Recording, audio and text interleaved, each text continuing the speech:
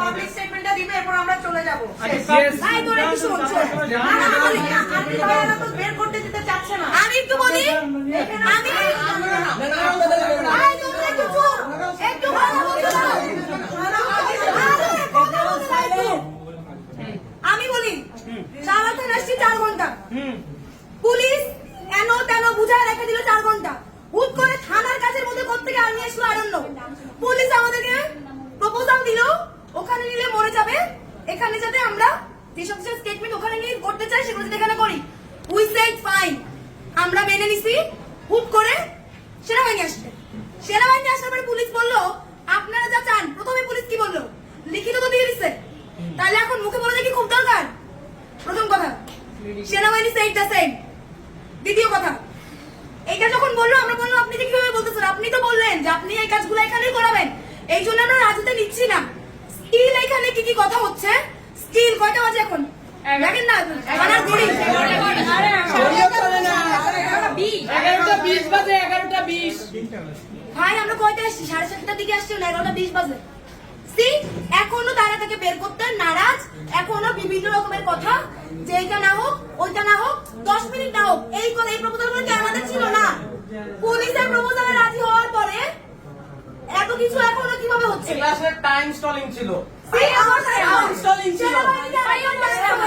পুরোপুরি আস্থা রাখা, বের করে পুলিশ আবারও বিশ্বাস নিয়ে চুদুর বুদুর করতেছে। Don't protect the rapist. Don't protect the rapist. Don't protect the rapist. Don't protect the rapist. Don't protect the rapist. Don't protect the rapist. Don't protect the rapist. Don't protect the rapist. Don't protect the rapist. Don't protect the rapist. Don't protect the rapist.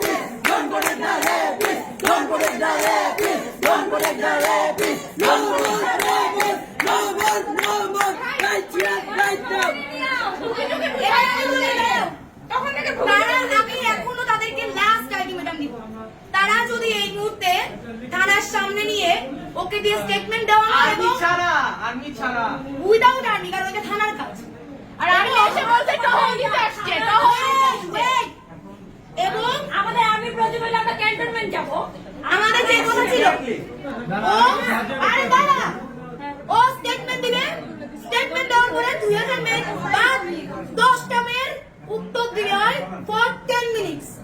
এইটা বাংলাদেশ পুলিশের proposal ছিল আমাদের উপরে, যাতে আমরা ওকে প্রায় 2-2,500 মেয়ের মধ্যে রাজু ভাস্কর্যের মধ্যে না নেই। উই সেড ফাইন, এখন আমরা ওয়েট করতেছি পুলিশ এবং সেনাবাহিনী কখন তাদের কথা বাস্তবায়ন করবে। রিকোয়েস্ট থাকবে আজকের পর থেকে কোন ভিকটিমের মুখের সামনে যদি কোন সংবাদ মাধ্যমে একটা ক্যামেরা ধরছে তার খবর আছে, আর নাম মেনশন করছে না। যদি ক্যামেরা ধরতে হয় যে দোষী তার মুখে ধরবেন।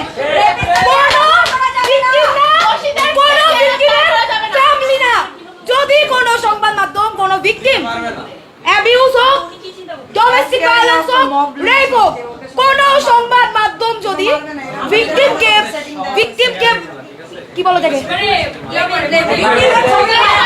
ভিকটিম কেন্দ্রিক ছবি ভিডিও পাবলিশ করে, সেই সংবাদ মাধ্যমকে আমরা দায়িত্বের স্বরূপ দেখে নিব। ঠিক আছে, দায়িত্বের সহিত দেখে নিব। সংবাদ মাধ্যম তো অনেক শুধু বুদুর করতে, আমরা তো কিছু বলি নাই। ঠিক আছে, তারা কি করছে আমাদের কিন্তু অদেখা না, আমাদের কিন্তু অজানা না। একটার পর একটা সরকারি স্ক্রিপ্ট তারা গিয়ে প্রেস কনফারেন্স করছে সেসব সরকারি স্ক্রিপ্টকে। আবারও বলতেছি সংবাদ মাধ্যমদের, এরপরে কোন রেপ কেস, কোন চাইল্ড অ্যাবিউজ, কোন ডোমেস্টিক অ্যাবিউজ, এগুলাতে যদি কোন সংবাদ মাধ্যম ভিকটিমের ফ্যামিলি, ভিকটিমের নিজের চেহারা, ভিকটিমের পরিবার, তাদেরকে যদি কোনোভাবে তাদেরকে নিয়ে লেখালেখি করে, সেই সংবাদ মাধ্যমকে নিজ দায়িত্বে আমরা দেখে নিব। আপনি যে স্টেটমেন্ট এখন যেগুলো বলছেন এগুলো কি আমরা পাবলিশ করতে পারবো? মানে এখন অবশ্যই অবশ্যই করবেন। আমি চাই তো এটা সব সংবাদ মাধ্যম শুরু